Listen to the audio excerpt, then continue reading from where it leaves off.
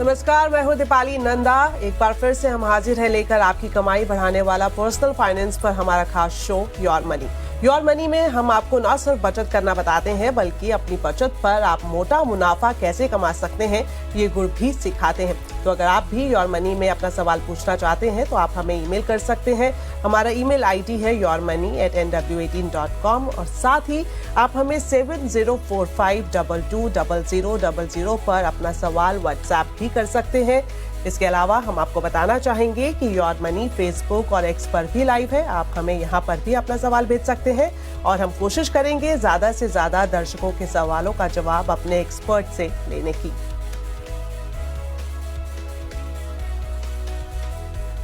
और आज your money के स्पेशल शो में हमारे साथ मौजूद है वाइस इन्वेस्ट के सीईओ हेमंत रुस्तगी जी। हेमंत जी, स्वागत है आपका योर मनी में। Thank you. तो हेमंत जी से हम अपने व्यूअर्स के पोर्टफोलियो पर बातचीत शुरू करें उससे पहले एक खास टॉपिक है जिस पर आज हम अपने एक्सपर्ट से बात करेंगे। इंटरेस्टिंग टॉपिक है जिसमें हम ये जानेंगे कि पोर्टफोलियो में कितने फंड्स रखना सही है। क्या ज्यादा म्यूचुअल फंड का मतलब ज्यादा रिटर्न होता है या फिर ज्यादा फंड्स आपके पोर्टफोलियो को कंफ्यूजिंग या फिर ओवर डाइवर्सिफाइड बना देते हैं। तो हेमंत जी से हम ये सवाल लेते हैं। हेमंत जी, सबसे पहले आपसे यही जानना चाहेंगे, हर एक इन्वेस्टर चाहे वो बिगनर हो या फिर लंबे समय से मार्केट में निवेश कर रहा हो, उसकी कोशिश यही रहती है कि एक स्मार्ट पोर्टफोलियो बनाया जाए। तो आपसे यही जानना चाहेंगे कि पोर्टफोलियो में ज्यादा म्यूचुअल फंड रखना कितना सही है। क्या ज्यादा फंड से डाइवर्सिफिकेशन मिलता है या फिर दूसरी तरफ से देखें तो ओवरलैपिंग का खतरा इसमें बढ़ता हुआ दिखाई देता है? दीपाली, आई थिंक ये बहुत ही इंपॉर्टेंट एस्पेक्ट है अगर आप म्यूचुअल फंड इन्वेस्टर्स की बात करें, क्योंकि हमने क्या देखा है कि म्यूचुअल फंड एक बहुत ही सिंपल और बहुत ही इफेक्टिव इन्वेस्टमेंट व्हीकल है, लेकिन काफी बार इन्वेस्टर्स को उसका पूरा फायदा नहीं होता क्योंकि उनके पोर्टफोलियो में ओवर डाइवर्सिफिकेशन होता है। तो जैसा मैंने कहा, ये बहुत ही इंपॉर्टेंट एस्पेक्ट है। सबसे पहले तो आई थिंक हर निवेशक को ये समझने की जरूरत है कि म्यूचुअल फंड खुद से बाय नेचर एक डाइवर्सिफाइड इन्वेस्टमेंट व्हीकल है। यानी अगर आप 10,000 रुपए भी किसी म्यूचुअल फंड या मल्टी कैप फंड में लगाते हैं आप, तो आपका पैसा जो है तीनों market segment, large cap, mid cap, small cap में लगेगा। उसके अंदर 40 से 50 कंपनीज होंगी, उसमें 10 से 15 सेक्टर्स होंगे। तो आप जैसा देख सकते हैं कि एक ही इन्वेस्टमेंट से चाहे कितना भी छोटा अमाउंट हो, कितना बड़ा अमाउंट हो, आपको एक काफी डाइवर्सिफिकेशन जो है म्यूचुअल फंड से मिलती है। जब हम बात करते हैं बहुत सारे फंड्स की, तो क्योंकि म्यूचुअल फंड खुद से एक डाइवर्सिफाइड इन्वेस्टमेंट व्हीकल है, बहुत ज्यादा फंड रखने से कहीं ना कहीं आपको नुकसान होता है। उसका कारण ये है कि मैं ये नहीं कह रहा कि आपको एक ही दो फंड रखने हैं। ऑफ कोर्स डाइवर्सिफिकेशन बहुत ही इंपॉर्टेंट है क्योंकि डाइवर्सिफिकेशन आपके पोर्टफोलियो में रिस्क को कम करती है, स्पेशली जो वॉलेट की बात करते हैं। लेकिन ज्यादा फंड, जैसा आपने बिल्कुल सही कहा कि ओवरलैपिंग का खतरा, यानी मान लीजिए आपने लार्ज कैप में जो एलोकेशन किया उसमें आपने 3 या 4 या 5 फंड जैसे हैं। डाइवर्सिफिकेशन का मेन एडवांटेज क्या होना चाहिए कि आपके रिस्क को कम करे। लेकिन अगर लार्ज कैप अच्छा नहीं कर रहा तो हम देखेंगे कि सारे के सारे लार्ज कैप फंड, क्योंकि 5 फंड्स हैं, वो एक जैसा ही बिहेव करेंगे। तो ओवर डाइवर्सिफिकेशन के इनफैक्ट नुकसान ज्यादा है, क्योंकि उसमें क्या होगा कि कुछ अच्छे फंड्स होंगे जो परफॉर्मेंस अच्छा कर रहे हैं, कुछ ऐसे फंड्स होंगे जो मीडियोकर होंगे और कुछ ऐसे भी हो सकते हैं जो अच्छा नहीं कर रहे। तो इनफैक्ट ये जो मीडियोकर फंड और जो अंडर परफॉर्मिंग फंड्स है वो आपके पोर्टफोलियो की रिटर्न को नीचे लेके आएंगे। तो बहुत ही इंपॉर्टेंट है कि हम समझें कि म्यूचुअल फंड क्योंकि खुद से एक डाइवर्सिफाइड इन्वेस्टमेंट व्हीकल है, बहुत ज्यादा फंड आपको नहीं रखना है। हाँ, आपको ये जरूर ध्यान रखना है कि आपके जो मार्केट के सेगमेंट है तीनों, उनमें आपका एक्सपोजर सही हो, आपके रिस्क प्रोफाइल के हिसाब से हो। लेकिन ज्यादा फंड का नुकसान है क्योंकि उसको मॉनिटरिंग करना बहुत ही मुश्किल हो जाता है। ऑलराइट, हेमंत जी, अगर जिस तरह से आपने कहा कि ज्यादा फंड्स मतलब ज्यादा खतरा, अगर किसी के पोर्टफोलियो में ज्यादा म्यूचुअल फंड्स हैं तो रिकंस्ट्रक्ट कैसे कर सकते हैं?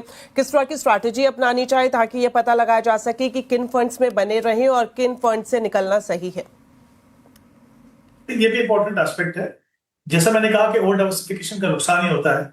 एक बार अगर आपने ये आइडेंटिफाई कर लिया कि आपके पोर्टफोलियो में फंड ज्यादा है, तो आपको 2 चीजें करनी है। सबसे पहले तो आपको ये देखना है कि आपका जो एलोकेशन है डिफरेंट मार्केट सेगमेंट में वो कितना है, लार्ज कैप, मिड कैप और स्मॉल में। विद इन सेगमेंट आपने एक्सपोजर कैसे लिया, क्या आपने तीनों अलग अलग सेगमेंट में इन्वेस्ट किया है या आपने ऐसी कैटेगरीज में इन्वेस्ट किया है जहां पे फंड मैनेजर के पास एक फ्लेक्सिबिलिटी है कि वो अक्रॉस डिफरेंट मार्केट सेगमेंट आपकी एलोकेशन को रीबैलेंस कर सके। पहली बात तो वो देखना है, और फिर देखना है कि हर जो सेगमेंट है उसमें कितने फंड्स हैं। दूसरी चीज आपको ये देखनी है कि उनकी जो परफॉर्मेंस कैसी है। परफॉर्मेंस एक स्पेशली अगर हम लॉन्ग टर्म परफॉर्मेंस की बात करें तो एक इंपॉर्टेंट पैरामीटर हो सकता है। तो मान लीजिए मेरे पास लार्ज कैप में अगर 5 फंड्स हैं और मुझे लग रहा है कि ये ओवर डाइवर्सिफिकेशन है, उसको कम करना है। मैं ओवरऑल मेरी जो एलोकेशन है उससे खुश हूँ लार्ज कैप में, लेकिन मुझे क्योंकि फंड्स कम करने हैं तो मैं ये देखूंगा कि डाइवर्सिफिकेशन लेवल कैसा है, क्या वो फोकस फंड है, क्या वो वेल डाइवर्सिफाइड फंड है, दूसरा उसकी परफॉर्मेंस कैसी है। अगर मेरे पास 5 में से 2 फंड ऐसे हैं जो जैसा मैंने कहा कि पीयर ग्रुप की एवरेज यानी जो बाकी जो लार्ज कैप फंड्स हैं उनकी एवरेज से कम परफॉर्म कर रहे हैं, तो पहले मैं उनको बाहर निकालूंगा। और फिर दूसरी बात, परफॉर्मेंस के साथ साथ मैं ये देखूंगा कि डाइवर्सिफिकेशन लेवल कैसा है। तो ये 2 इंपॉर्टेंट एस्पेक्ट को ध्यान में रखते हुए हम अपने पोर्टफोलियो को कम करने की कोशिश करेंगे, लेकिन साथ ही हमें ये भी ध्यान रखना है कि हमारी जो ओवरऑल एलोकेशन है डिफरेंट मार्केट सेगमेंट्स में, वो हमारे टाइम होराइजन, हमारे गोल्स और हमारे रिस्क प्रोफाइल के हिसाब से। तो हेमंत जी, क्या यहाँ पर ये कहना सही है कि अगर ज्यादा फंड्स हमारे पोर्टफोलियो में रहते हैं तो वो रिटर्न कम बढ़ाते हैं, कंफ्यूजन ज्यादा क्रिएट करते हैं? जी बिल्कुल। सोच लीजिए कि आपके पास बहुत सारे फंड्स हैं और जब हम मॉनिटरिंग की बात करते हैं तो वो उतना ही इंपॉर्टेंट है जितना कि फंड सिलेक्शन। अगर मॉनिटरिंग की बात कर रहे हैं और बहुत ज्यादा फंड है जो उसको मॉनिटर करना हमारे लिए बहुत मुश्किल हो जाता है, और क्योंकि हम ठीक से उसको अगर मॉनिटर नहीं करेंगे तो हम देखेंगे, जैसे मैंने पहले भी कहा शुरुआत में, कि उसमें मीडियोकर फंड और अंडर परफॉर्मिंग फंड भी रह जाएंगे। तो हालांकि आपके पोर्टफोलियो में ऐसे फंड भी हो सकते हैं जो टॉप परफॉर्मिंग फंड्स हो, कंसिस्टेंटली अच्छा कर रहे हो, लेकिन ये जो बाकी फंड्स हैं मीडियोकर और जो अंडर परफॉर्मिंग फंड्स हैं वो आपकी ओवरऑल पोर्टफोलियो रिटर्न को नीचे लेके आएंगे। तो क्योंकि आप ठीक से मॉनिटरिंग नहीं कर पाएंगे, कहीं ना कहीं वो आपके रिटर्न को इम्पैक्ट करेगा, नेगेटिवली इम्पैक्ट करेगा, और कहीं ना कहीं जैसा आपने बिल्कुल सही टर्म यूज किया, वो आपके पोर्टफोलियो में कंफ्यूजन क्रिएट करेगा। तो पहली बात, अगर आपके पोर्टफोलियो में ऑलरेडी ओवर डाइवर्सिफिकेशन है तो आपको वो उसको एस्टैब्लिश करना है, उसको समझना है, उसको मानना है, और फिर अपने पोर्टफोलियो में फंड्स को कम करना है।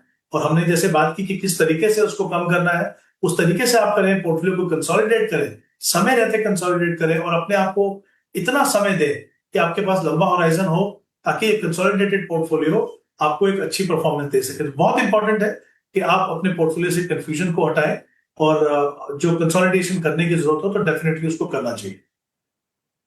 ऑलराइट, तो आपने जिक्र किया कि कंसोलिडेशन यहाँ पर जरूरी है अगर एक फोकस पोर्टफोलियो की तलाश में कोई इन्वेस्टर है। तो विस्तार से ये भी जानना चाहेंगे हेमंत जी, लार्ज, मिड और स्मॉल कैप फंड्स की बात करें तो इन सभी के बीच में किस तरह से एक परफेक्ट बैलेंस एक इन्वेस्टर बिठा सकता है? जी अगेन आई थिंक बहुत ही इंपॉर्टेंट एस्पेक्ट है। इक्विटी में हम जैसा जानते हैं 3 सेगमेंट है, large cap, mid cap, small cap. तीनों में उनके रिस्क और रिटर्न प्रोफाइल अलग अलग है, तीनों का इंपॉर्टेंट रोल है। देखिए, हालांकि जो एलोकेशन है आपके पोर्टफोलियो में वो डिपेंड करेगी कुछ फैक्टर्स के ऊपर, आप किस तरह के निवेशक हैं, क्योंकि इक्विटी खुद से एक एग्रेसिव एसेट क्लास है। आप कितने एक्सपीरियंस है, आपकी रिस्क प्रोफाइल क्या है, आपके पास समय कितना है।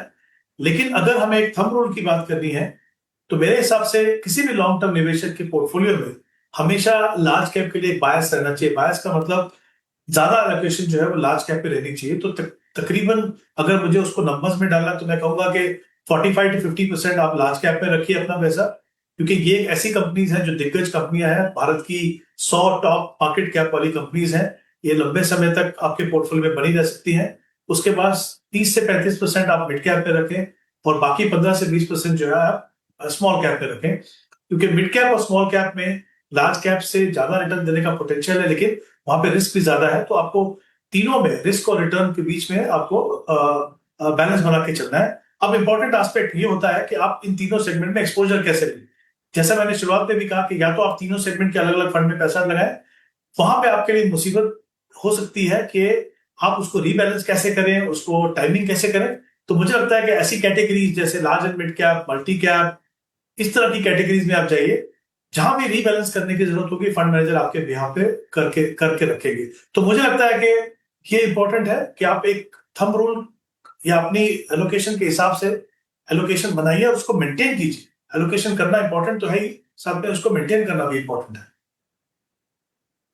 ओके, तो लास्ट सवाल के जरिए हम पूरी बातचीत को सम अप करेंगे। सर, यही जानना चाहेंगे कि अगर आप हमें संक्षिप्त में टॉप 3 टिप्स दे दें कि किस तरह से कोई भी इन्वेस्टर अपने पोर्टफोलियो को डाइवर्सिफाइड और सिंपल रख सकता है। ये देखिए, सबसे पहले तो आपको ये डिसाइड करना है कि आपकी एसेट एलोकेशन कितनी हो। यानी कितना पैसा इक्विटी में जाए, कितना पैसा डेट में जाए, कितना पैसा गोल्ड में जाए, उसके लिए इंपॉर्टेंट चीज है अपने गोल्स को एस्टैब्लिश कीजिए। कितना लंबा समय आपके पास हर गोल के लिए, कितना टारगेट आपको अचीव करना है। लॉन्ग टर्म में हमेशा इन्फ्लेशन को बना के रखिए ताकि आपको पता चले कि वाकई में कितना पैसा आपको एक्यूमुलेट करना है। जब आप लॉन्ग टर्म गोल की बात करेंगे तो आपकी एलोकेशन इक्विटी में होगी, क्योंकि वहां पे आपको इन्फ्लेशन को बीट करना है। और विद इन इक्विटी, जैसा हमने बात की पहले, कि तीनों मार्केट सेगमेंट में आपका एलोकेशन होना चाहिए और इस तरीके से होना चाहिए कि ज्यादा पैसा जो है वो लार्ज कैप में जाए, फिर मिड कैप और फिर स्मॉल कैप में। उसमें भी आपको वो फंड्स में इन्वेस्ट करना है जो कंसिस्टेंटली अच्छा परफॉर्म कर रहे हो, यानी लॉन्गर टर्म परफॉर्मेंस अपने पीयर ग्रुप की एवरेज से अच्छा परफॉर्म कर रहे हो। टॉप परफॉर्मिंग फंड को चेज करने की कोशिश मत कीजिए, क्योंकि हर 3 या 6 महीने में वो फंड्स बदलते रहेंगे।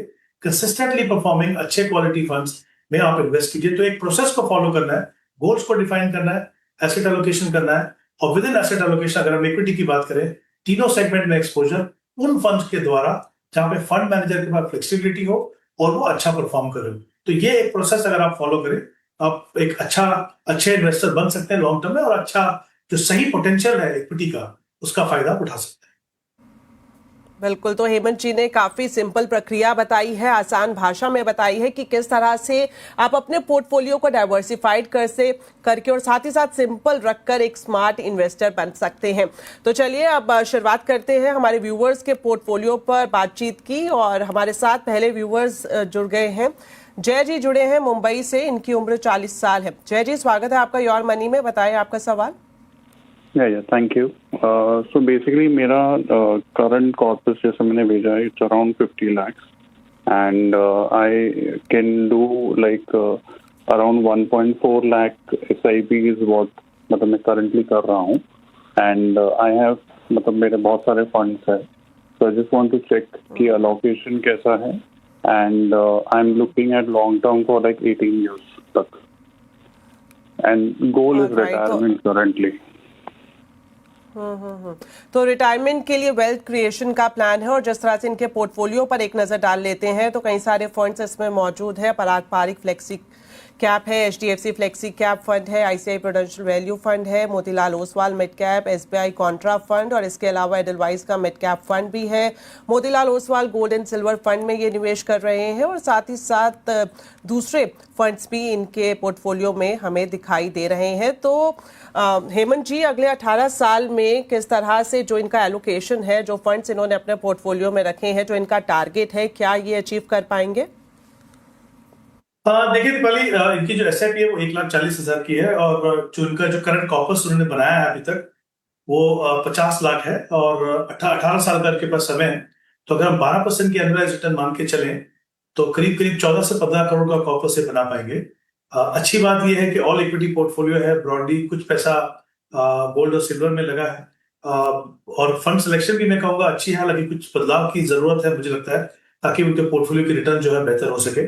उसमें मुझे लगता है कि इनके पास जो एक ICICI का जो वैल्यू फंड है, उसकी जगह में अगर वो ICICI Pru large and mid cap fund को अपने पोर्टफोलियो में शामिल करें, तो वो मुझे लगता है कि इनके पोर्टफोलियो के बैलेंस के हिसाब से और परफॉर्मेंस के हिसाब से बेहतर रह सकता है।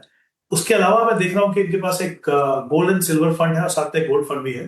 क्योंकि एक फंड ऑलरेडी एलोकेशन है इनके पास गोल्ड एंड सिल्वर की, तो मैं चाहूंगा कि जो पैसा गोल्ड फंड में है और साथ ही जो पैसा HDFC फ्लेक्सी कैप में है, क्योंकि उनके पास एक और पारंपरिक फ्लेक्सी कैप है जहां पे वो 25,000 रुपए इन्वेस्ट कर रहे हैं, उन दोनों को यानी HDFC फ्लेक्सी कैप और जो गोल्ड फंड है HDFC का, वो पैसा अगर ये HDFC मल्टी कैप में लगाए तो बेहतर होगा। क्योंकि 18 साल के समय में मुझे लगता है ये जो कॉम्बिनेशन है मल्टी कैप का, ये इनको बेहतर रिटर्न दे सकता है। और मल्टी कैप का सबसे बड़ा फायदा यह है कि तीनों segment, market segment, large cap, mid cap, small में मिनिमम 25% एलोकेशन जो है as per regulation fund manager को करनी है, और बाकी जो 25% है वो अपने हिसाब से कर सकते हैं। तो I think in terms of potential of return मुझे लगता है ये कुछ 2-3 बदलाव अगर करें, उसके अलावा जो बाकी फंड्स हैं वो बिल्कुल सही है। तो जय जी, आपके लिए यही एडवाइस रहेगी कि ओवरऑल आपका अगर पोर्टफोलियो देखें, जिस तरह से हेमंत जी ने बताया कि बढ़िया लग रहा है, कुछ बदलाव की जरूरत है, कौन से बदलाव आप कर सकते हैं, इस बारे में आपको पूरी जानकारी हमारे एक्सपर्ट की तरफ से दी गई है। चलिए बढ़ते हैं आगे, और अब हमारे साथ हमारे अगले कॉलर भी जुड़ गए हैं। इनका नाम है दीपक। दीपक जी, स्वागत है आपका योर मनी में, बताएं अपना सवाल। Hello, hi sir, good evening. तो मेरा actually portfolio already I invested, okay. तो उसमें निपॉन स्मॉल कैप 3000 है, पराग पारिक फ्लेक्सी कैप 5000, पराग ELS 1000 है, मोतीलाल ओसवाल है 2000, HDFC निफ्टी 50 इंडेक्स है 2100, HDFC next 1000, SBI group 1000, DSP large cap 1000, Edelweiss US technology है 1000 एंड प्रू सिल्वर है 1000। सो मेरा 19,000 करंटली SIP स्टार्टेड है, और मेरा अभी जो वैल्यू है फंड का वो है 4.2 lakh rupees, okay. So my target is 3 CR next 15 years. So can you please guide me if anything you want to add or revise? Right, तो 4.2 लाख का इनका करंट पोर्टफोलियो की वैल्यू है और 15 साल का लक्ष्य है इनका 3 करोड़ का। जानना चाहेंगे आपकी राय हेमंत जी इनके पोर्टफोलियो पर। दीपाली, इनके पोर्टफोलियो पे बात करें उससे पहले आती देखते हैं कि उनका जो टारगेट है वो पूरा हो पाएगा कि नहीं। जैसे उन्होंने कहा कि 15 साल का समय इनके पास 3 करोड़ का इनका लक्ष्य है, और जो करंट वैल्यूएशन उन्होंने दी वो 4,20,000 और SIP है 19,000 की। तो यहाँ पे भी क्योंकि 15 साल का समय है, अगर हम 12% का इंटरेस्ट रिटर्न मान के चलें तो मेरे हिसाब से करीब करीब 1 करोड़ 15 लाख का कॉर्पस बनेगा। तो काफी बड़ा गैप है जितना वो अचीव करना चाहते हैं और जितना अपनी इन्वेस्टमेंट से वो कर पाएंगे। ऑफकोर्स अच्छी बात यह है कि इनके पास 15 साल का समय है, तो अगर ये कुछ स्टेप्स ले तो वहां तक पहुंच सकते हैं। तो 2 तरीके हैं उनके पास, या तो अपनी SIP को 38,000 से बढ़ाएं, 38,000 एडिशनल SIP करनी होगी। अगर वो उनके लिए पॉसिबल नहीं तो दूसरा तरीका है कि वो हर साल अपनी SIP के अमाउंट को 16 या 17% से स्टेप अप करें, यानी उसको बढ़ाएं, तब जाके वो अपने लक्ष्य तक पहुंच पाएंगे। और जैसे मैंने कहा कि अच्छी बात यह है कि इनके पास समय है, तो अगर ये समय रहते इनमें से दोनों में से कोई भी एक कदम उठाएंगे तो ये अपने लक्ष्य तक पहुंच पाएंगे। दूसरा, अगर मैं इनके पोर्टफोलियो की बात करूं तो देखिए इनके पोर्टफोलियो में 10 फंड्स हैं, 19,000 की SIP है। तो डेफिनेटली हमने शो की शुरुआत में बात की थी ओवर डाइवर्सिफिकेशन की, तो कहीं ना कहीं ये भी एक उसका एग्जाम्पल है। और इसके लिए मैं चाहूंगा कि ये अपने पोर्टफोलियो में थोड़ा सा कंसोलिडेट करें, फंड्स को थोड़े कम करें, ताकि पोर्टफोलियो ज्यादा इफेक्टिव हो और उनको बेहतर रिटर्न मिल सके। तो सबसे पहले तो एक कुछ इन्वेस्टमेंट ये ALSS में कर रहे हैं, ALSS में 1,000 रुपए इन्वेस्ट कर रहे हैं। वहां पे तभी इन्वेस्ट कीजिए अगर आप ओल्ड रिजीम में हैं, अगर नहीं है तो आपको ALSS में इन्वेस्ट करने की जरूरत नहीं है। तो उस केस में अगर मान लीजिए आपको वहां पे इन्वेस्ट नहीं करना है तो वो वाला 1,000, DSP लार्ज कैप में 1,000 इन्वेस्ट कर रहे हैं, HDFC निफ्टी 50 में 2,100 इन्वेस्ट कर रहे हैं। इन तीनों को आप क्लब कर सकते हैं और एक अच्छा quality large and mid cap fund लीजिए, इन्वेस्को मिड कैप, जिसमें आप 4,100 इन्वेस्ट कर सकते हैं। तो आप देखेंगे कि अगर आपको ALSS में करना भी है तो भी 3 फंड को हमने कंसोलिडेट किया, यहाँ पे फंड्स को कम किया और एक बेहतर फंड में गए। तो ये इस तरीके से आपको बदलाव करना है। दूसरा, आई थिंक मैं देख रहा हूँ कि इनके पास एक गोल्ड फंड भी, एक सिल्वर फंड भी है। मेरे हिसाब से सिल्वर में वॉलेटिलिटी ज्यादा हो सकती है, आप गोल्ड को प्रेफर कीजिए। तो उन दोनों को आप कंसोलिडेट करके आप गोल्ड में इन्वेस्ट कर सकते हो। तो ये कुछ एक बदलाव है, मुझे लगता है अगर आप उनको कंसिडर करना चाहें तो कर सकते हैं, जिससे आपका पोर्टफोलियो बेहतर होगा, स्टेबिलिटी ज्यादा होगी और रिटर्न भी ज्यादा हो सकता है। इसी के साथ वक्त एक छोटे से ब्रेक का है, जल्द वापस लौटेंगे। आप देखते रहिए योर मनी।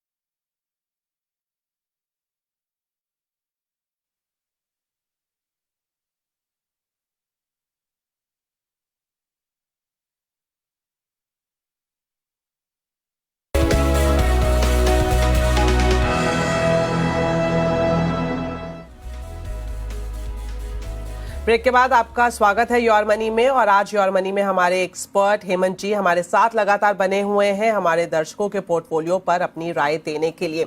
अब बढ़ते हैं आगे और हमारे एक व्यूअर हैं जिन्होंने हमें ईमेल के जरिए अपना सवाल भेजा है। गीता कुमारी जी हैं दिल्ली से, इनकी उम्र है 38 साल और ये मंथली सिप कर रही हैं 20,000 रुपए की। पोर्टफोलियो की अगर करंट वैल्यू की बात करें तो ये 1 लाख है। सालाना स्टेप अप 5% का इन्होंने रखा हुआ है। और गीता कुमारी जी जानना चाह रही हैं कि 15 साल में कितना कॉर्पस संभव है और जो फंड्स इन्होंने सिलेक्ट किए हैं क्या ये सही फंड्स है या फिर रीबैलेंसिंग की जरूरत इनके पोर्टफोलियो में है। हेमंत जी। जी देखिए, यहाँ पे जैसा उन्होंने कहा कि 15 साल का इनके पास समय है, 20,000 की SIP है। अच्छी बात यह है कि उन्होंने स्टेप अप करने का इरादा किया है, जो हमेशा आई थिंक किसी भी लॉन्ग टर्म इन्वेस्टर के लिए बहुत इंपॉर्टेंट होता है, क्योंकि जब आप स्टेप अप करते हैं तो पावर कंपाउंडिंग का तो फायदा होता ही है। ऑब्वियसली उसका रिजल्ट ये होता है कि आपका कॉर्पस ज्यादा बड़ा बन सकता है आपके पास। इनका जो करंट कॉर्पस है वो करीब 1 लाख का है और कुछ पैसा आई थिंक 10,000 हर महीने वो PPF में इन्वेस्ट कर रहे हैं। तो एक ओवरऑल मैं कहूंगा इन टर्म्स ऑफ एलोकेशन अच्छा पोर्टफोलियो है, क्योंकि जानना चाहते हैं कि 15 साल के बाद कितना पैसा बना सकते हैं। तो 12% का रिटर्न में अगर मान के चलो स्पेशली इक्विटी में, तो करीब करीब 1 करोड़ 65 लाख का 1.65 करोड़ का कॉर्पस ये बना पाएंगे। जहां तक पोर्टफोलियो का सवाल है, मुझे लगता है थोड़े से चेंजेस की जरूरत है। एक तो इनके पास 2 स्मॉल कैप फंड्स हैं, उनमें जो एलोकेशन है वो करीब 35% है। हमने पहले भी बात की थी कि इक्विटी के अंदर, क्योंकि ये खुद से एक एग्रेसिव एसेट क्लास है, इंपॉर्टेंट है कि अपने पोर्टफोलियो को आप जरूरत से ज्यादा एग्रेसिव मत बनाइए। हालांकि small cap as a segment में पोटेंशियल है कि लॉन्ग टर्म में वो आपको अच्छा रिटर्न दे सके, लेकिन बहुत ज्यादा एग्रेसिव पोर्टफोलियो बनाने से कहीं ना कहीं आपको नुकसान हो सकता है। तो मैं चाहूंगा कि ये अपनी जो एलोकेशन है स्मॉल कैप की उसको कम करें। तो अभी जो इनकी एलोकेशन है करीब जो बंधन स्मॉल कैप में, उसमें 4,000 कंटिन्यू करके उस एक फंड को आप कंटिन्यू कीजिए। स्मॉल कैप में एक ही फंड रखेंगे बंधन स्मॉल कैप 4,000, तो जो बाकी 3,000 एलोकेशन है स्मॉल कैप की उसको आप एक मल्टी कैप फंड में रखिए, निपॉन मल्टी कैप में। मल्टी कैप के बारे में हमने पहले भी बात की थी कि तीनों सेगमेंट में आपको वहां पे एक्सपोजर मिलेगा। दूसरा आई थिंक लॉन्ग रन में जैसे उन्होंने बात की कि PPF से इन्वेस्ट करना है, मेरे हिसाब से अगर आपका रिस्क प्रोफाइल आपको अलाउ करता है तो जो हाइब्रिड फंड है, बैलेंस एडवांटेज फंड्स, वो आपको over the longer term, specially जब आप 15 साल की बात करें तो वहां पे आपको PPF से ज्यादा बेहतर रिटर्न मिल सकते हैं। ऑलराइट, तो 15 साल के लिए जो आप टारगेट लेकर चल रही हैं उसके लिए जरूरी फेरबदल क्या हो सकते हैं, ये सलाह हेमंत जी की तरफ से आपको दी गई है। तो आज के शो में इतने ही सवाल हम ले पाएंगे, लेकिन जाने से पहले हेमंत जी आपसे पूछना चाहेंगे अगर आप हमारे दर्शकों को बता सके अपनी तरफ से टॉप 4 फंड्स जिसमें वो इन्वेस्ट कर सकते हैं और अपने पोर्टफोलियो को बढ़िया बना सकते हैं। जी देखिए, मल्टी कैप फंड में मैं रिकमेंड करूंगा कोटक मल्टी कैप फंड। काफी अच्छा परफॉर्मेंस है, गुड क्वालिटी पोर्टफोलियो है। लार्ज एंड मिड कैप में 2 फंड्स हैं, Motilal Oswal large and mid cap और Invesco large and mid cap, और फ्लेक्सी कैप में HDFC फ्लेक्सी कैप। ये ऐसे फंड हैं जिनका काफी अच्छा ट्रैक रिकॉर्ड है, पोर्टफोलियो अच्छा है। तो चाहे आप नए निवेशक हो, चाहे आप एग्जिस्टिंग इन्वेस्टर हो, अगर आप कुछ एडिशनल फंड अपने पोर्टफोलियो में रखना चाहें तो इनको आप कंसिडर कर सकते हैं। ऑलराइट, तो जो फंड्स इनकी तरफ से सजेस्ट किए हैं एक बार फिर से आपकी टीवी स्क्रीन पर हम लाते हैं। Kotak multi cap fund, Motilal Oswal large and mid cap fund, Invesco large and mid cap fund, HDFC flexi cap fund. और खास बात यह है कि बिगनर्स हो या फिर एग्जिस्टिंग इन्वेस्टर्स हो, वो सभी इसमें निवेश करके अच्छा मुनाफा पा सकते हैं। Sir thank you so much, आपने आज के शो के लिए हमारे लिए वक्त निकाला। तो चलिए इसी के साथ योर मनी के एपिसोड में फिलहाल इतना ही। आपसे फिर होगी मुलाकात, तब तक के लिए दीजिए इजाजत। नमस्कार।